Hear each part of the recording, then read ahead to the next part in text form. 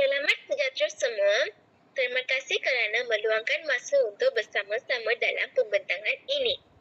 Pertama sekali, kami akan bermulakan dengan pengenalan diri. Nama saya Sylvia William, JB 24012611. Next. Hai, nama saya Kanimoli, JB 2403273887. Hai, nama saya Shashmita, JB 24012612. Hi, my name is Nurahani Shazana Idora, JB 24929939. Terima kasih semua. Topik yang akan kami berbincang pada hari ini adalah pembinaan peradaban majmuk di Malaysia. Negara ini terkenal dengan pelbagai kaum dan budaya, dan itulah yang membuatkan Malaysia unik. Namun, kepelbagaian ini memerlukan perpaduan yang kukuh bagi mengekalkan kestabilan dan keharmonian. Dalam pembentangan ini, kami akan menerangkan konsep peradaban majmuk, kepentingan perpaduan, kesan peradaban dunia terhadap Malaysia, cabaran dalam masyarakat majmuk, serta cadangan dan pandangan untuk mengukuhkan perpaduan.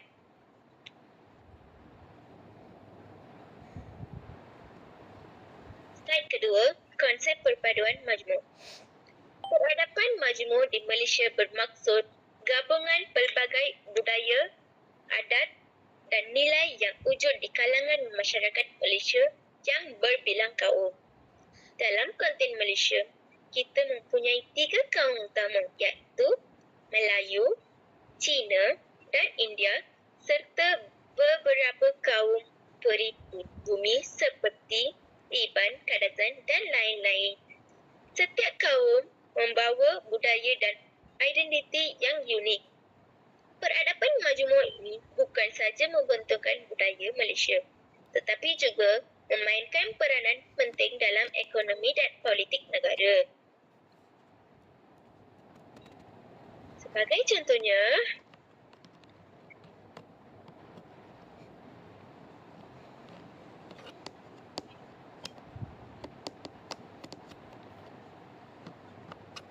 masyarakat Melayu banyak terlibat dalam sektor kerajaan dan pentadbiran. Sementara, masyarakat Cina terkenal dalam bidangan perniagaan dan perdagangan. Masyarakat India pula banyak menyumbangkan dalam bidang pendidikan dan kejuruteraan. Semua ini memberikan kekuatan kepada negara dan mewujudkan peradaban yang harmoni. Perpaduan dalam asas kepada kesejahteraan negara. Dalam konteks Malaysia yang majmuk, perpaduan sangat penting untuk memastikan keharmonian dapat dicapai di kalangan semua kaum. Tanpa perpaduan, mungkin akan berlaku ketegangan yang boleh menjelaskan kestabilan politik dan ekonomi. Sebagai contohnya, kita lihat bagaimana masyarakat berbilang kaum di Malaysia dapat bekerjasama dalam situasi bencana seperti semasa pandemik COVID-19. Kita menyaksikan rakyat Malaysia membantu antara satu sama lain tanpa mengira kaum. Ini menunjukkan bahawa perpaduan adalah kekuatan utama kita. Untuk slide kedua, saya akan pass kepada Sasmita. Okey. Slide ketiga adalah kesan peradaban dunia terhadap Malaysia. Pembentukan peradaban majmuk di Malaysia tidak berlaku secara spontan tetapi dipengaruhi oleh sejarah panjang hubungan antarabangsa. Penjajahan Portugis, Belanda dan British membawa bukan sahaja pengaruh ekonomi tetapi juga pengaruh budaya. Seterusnya, dengan perkembangan perdagangan, imigran dari negara seperti China dan India datang ke Tanah Melayu untuk bekerja. Mereka membawa bahasa, adat dan agama yang kemudiannya menjadi sebahagian daripada identiti Malaysia. Pengaruh peradaban luar ini membentukkan struktur sosial dan ekonomi negara kita. Masyarakat Cina misalnya terkenal dalam bidang perdagangan dan perdagangan, sementara masyarakat India banyak terlibat dalam sektor perladangan pada masa dahulu. Penyerapan berbagai budaya ini menghasilkan satu peradaban yang majmuk dan unik. 0.2 adalah cabaran dalam penyatuan masyarakat majmuk. Walaupun Malaysia kaya dengan kepelbagaian, terdapat beberapa cabaran yang dihadapi dalam usaha untuk menyatukan masyarakat majmuk.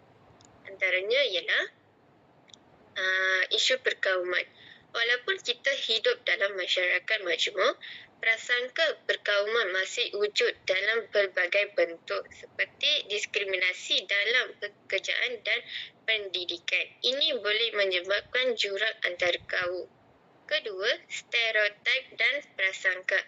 Setiap kaum mempunyai stereotip tertentu yang boleh menyebabkan salah faham dan kebencian.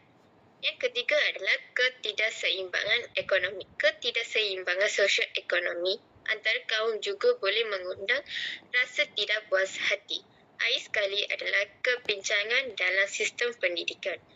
Jika sistem pendidikan tidak menekankan perpaduan, generasi akan datang mungkin kurang memahami kepentingan hidup bersama secara harmoni. Next. Saya akan membentangkan isu-isu utama. Konsep negara bangsa. Bagaimana konsep negara dalam kaum kita, iaitu konsep dianggap sebagai kita mempunyai 4 konsep, iaitu konsep pemerintahan beraja, di mana telah didirikan ketika zaman Kesultanan Melayu Melaka pada zaman kita dahulu. Di situ kita dapat melihat antara contoh-contoh kaum yang melibatkan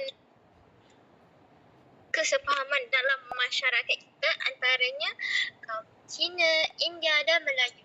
Di sini kita dapat melihat pemerintah mendirikan undang-undang bagi mendirikan sesuatu sosial untuk mengeratkan hubungan antara masyarakat dan juga pemerintah. Itu pemerintahan bersosial, di mana pemerintah ini dijalankan untuk meningkatkan lagi hubungan antara kaum. Selain itu, konsep negara dan bangsa dipahami bagaimana masyarakat seperti masyarakat Melayu dan Cina untuk mendirikan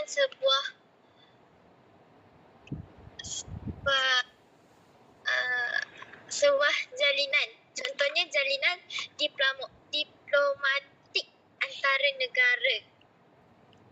Seterusnya, pengaruh peradaban dunia. Kesan peradaban dunia terhadap pembangunan negara kita dapat lihat pada pemerintahan Tun Dr. Mahathir ketika beliau menjalinkan hubungan dengan China dan Amerika Syarikat. Di sini dapat dilihat Malaysia terus berkembang maju dan dikenali di seluruh negara. Seterusnya, isu penyatuan dalam kepelbagaian. Dihadapi dalam penyatuan pelbagai etnik, agama dan budaya. Dapat dilihat bahawa di negara kita mempunyai pelbagai etnik. Sebagai contoh, Bajau, Karazan, Ipan dan lain-lain. Ini dapat dispekulasikan bahawa tidak semua etnik dalam Malaysia mempunyai hanya Islam, Kristian dan Buddha serta Hindu sahaja. Iaitu agama budaya. Agama kita juga adalah berbeza. Contoh agama dapat disebutkan seperti tadi, Kristian dan Hindu, Islam dan lain-lain lagi. Budaya seperti budaya Melayu yang mengamalkan hari raya haji dan hari raya selepas bulan Ramadan, manakala India menyambut hari raya Deepavali dan China menyambut Tahun Baru. Selain nasional dalam pendidikan. Peranan pendidikan dalam memupuk perpaduan dalam kalangan masyarakat berbilang kaum antaranya adalah mendirikan sekolah kebahasaan serta sekolah menengah kebahasaan.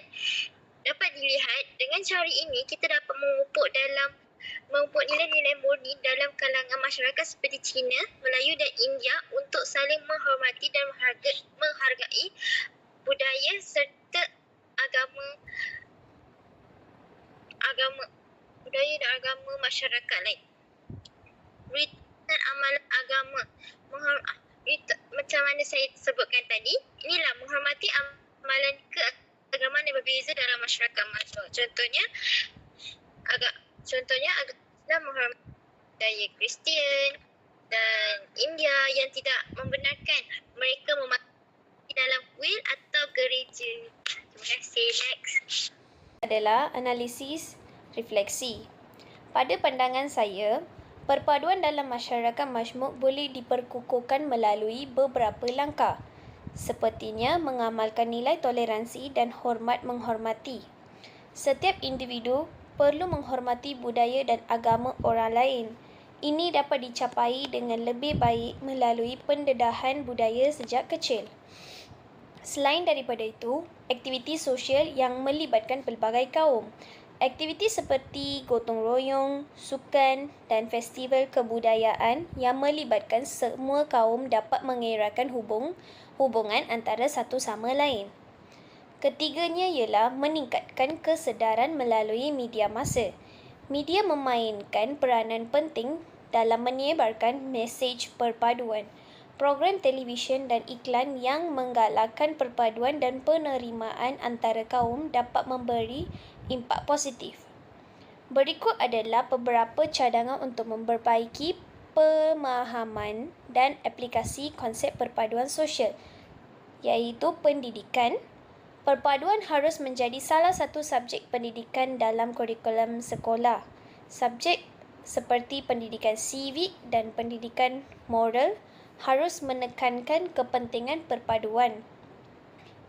Selain daripada itu, program pertukaran pelajar, program pertukaran antara sekolah di kawasan bandar dan luar bandar dapat memberi pelajar peluang untuk lebih memahami budaya yang berbeza. Ketiganya, menyemarakkan semangat rukun negara.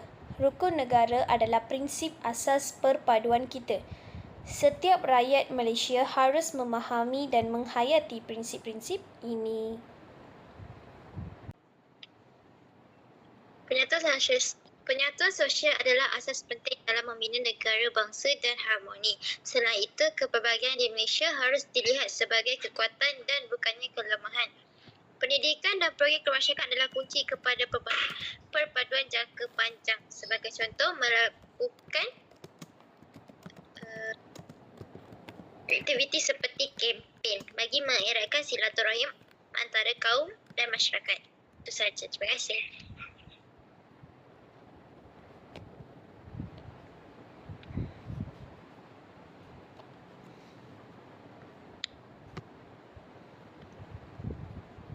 Ini adalah slide rujukan kami. Ini adalah daripada kami. Terima kasih. Terima kasih. Terima kasih. Terima kasih.